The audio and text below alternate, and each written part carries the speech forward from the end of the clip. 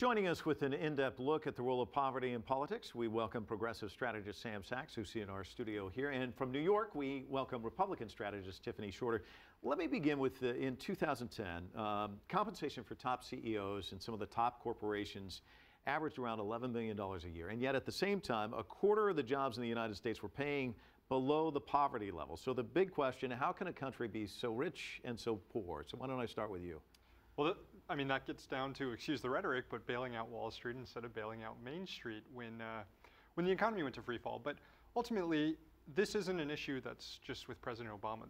Didn't just happen over 4 years, the plight of the poor in America. This has been happening over the last 30 years because we decided, and in that clip you played beginning, Lyndon Johnson declared a war on poverty. It was the federal government's role to do something about poverty. He passes the Great Society legislation. Poverty gets cut from 22% to 12% in a matter of 10 years. Since then, though, we've adopted this policy that the free market can fix poverty. And it's proven to be disastrous. And we have huge wealth inequality, now 46, 47, upwards of 50 million people living in poverty. Let me give Tiffany a chance to jump in. Tiffany, your thoughts? Yes, there definitely needs to be something done on poverty. Poverty has gone up 150% since the Obama administration has been in office. And what has been done about it? Nothing. There's been a trail of empty promises, and Romney wants to bring back money to the state government so that states have an option to do something about poverty in the United States. I think that there's American people, now there's time to vote to do something about it. Well, you know, let's talk a little bit about poverty and recent statistics, because more than 9 million Americans have fallen into poverty since 2007.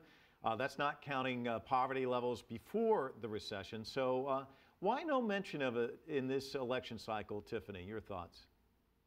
Actually, Romney has mentioned it a few times as part of his economic plan of creating 12 million jobs in America.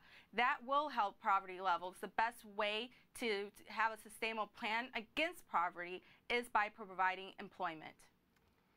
Let's face it here. The only way Mitt Romney and the Republican Party has talked about poverty is in terms of voter ID laws. This isn't just about appealing to people impoverished anymore. Republicans are actively trying to limit the right of people who are impoverished to vote. 15% of people making under $35,000 a year don't have voter ID laws. So what are Republicans pushing around the country? Voter ID laws. That's exactly what's happening.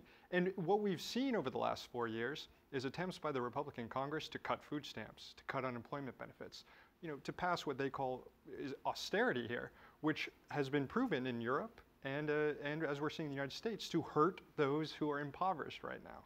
Well, Tiffany, Sam's saying here there is a war on poverty, but it's more a war against the poor instead of trying to help them.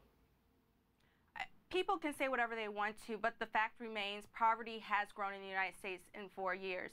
Unemployment is another broken promise by the Obama administration. Mitt Romney has a plan for unemployment to get rid of it as low as possible, and Obama has failed to do so.